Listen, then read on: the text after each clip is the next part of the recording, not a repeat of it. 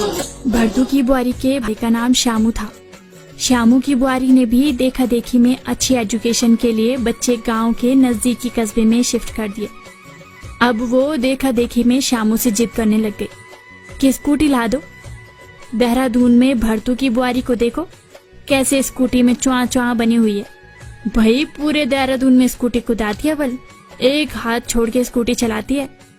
Shyamu हिरामदा corporative bank में संविदा पर चिपका हुआ था, जिसे भरतू के देहरादून निदेशालय में तैनात मौसा जी ने सोर सिफारिश करके पूरे लाख रुपए में लगवाया था।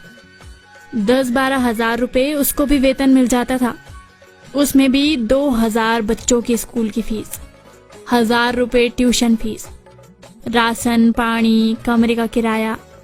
अब शहर में आकर तो खर्चे भी बढ़ गए थे। कभी करवा चौथ का खर्चा, कभी शादी की सालगिरह का खर्चा, कभी बर्थडे पार्टी का खर्चा। अब अगर पड़ोसी शादी की सालगिरह मना रहे हैं तो अड़ोसी की भी मजबूरी हो जाती है।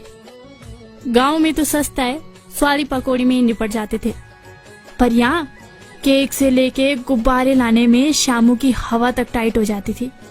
खुद आज तक एक जोड़ी कपड़े तक नहीं ला पाया था। खुद पर खर्चा बस तंबाकू और खैनी का ही था। बोतल तो बैंक में भी कभी कभार 3-4 दिनों में नसीब हो जाती थी। जब किसी का लोन पास होता था तो बोतल भी वही पकड़ा देता था। इधर अब बीवी का स्कूटी के लिए घुसियाट करने से वो भी टेंशन में आ गया। उधार पगार कर्ज कपाल करके एक सेकंड हैंड स्कूटी 15,000 में ले ही ली। तब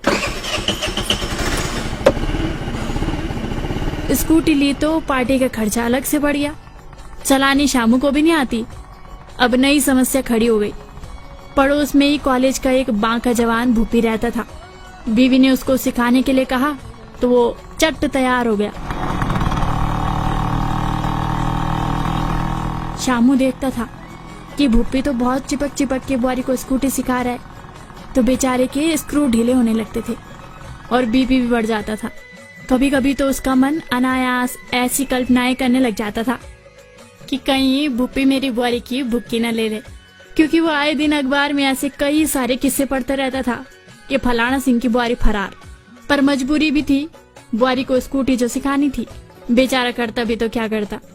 हालांकि बीवी पे तो भरोसा था, पर आजकल के रोमियो का क्या, वो तो इन लम्हों के इंतजार में रहते हैं। खैर, बीवी का थोड़ा बहुत हाथ साफ हो गया। मार्केट में चश्मे पहनकर स्कूटी कुदाने लग गई।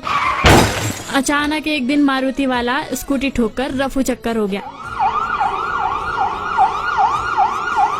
बीवी तो सलामत थी, पर स्कूटी पर बहुत खर्चा हो गया। अब कभी स्कूटी का पंचर तो कभी बैटरी की प्रॉब्लम हो जाती थी। इस स्कूटी के चक्कर में श्यामू बड़ा टेंशन में आ गया।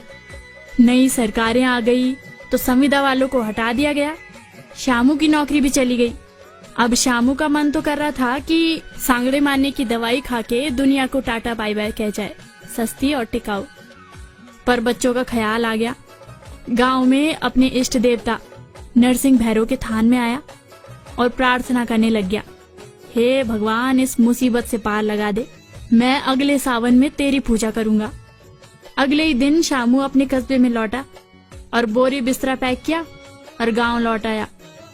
2 भैंस और 1 जर्सी गाय, 10-12 मुर्गे रख लिए और नरसिंह देवता की कृपा हुई तो उसका काम धंधा भी चल पड़ा। श्यामू गाय भैंस की अच्छी देखभाल करता था। गांव का बाजार भी नजदीकी था। अब श्यामू की बुआरी स्कूटी में दोनों बच्चों को स्कूल छोड़ने जाती थी और साथ में 30 लीटर दूध और कुछ सब्जी भी ले जाती थी। और श्यामू, अरे उसकी तो निकल पड़ी। संविदा से ज्यादा तो वो घर में कमा रहा है।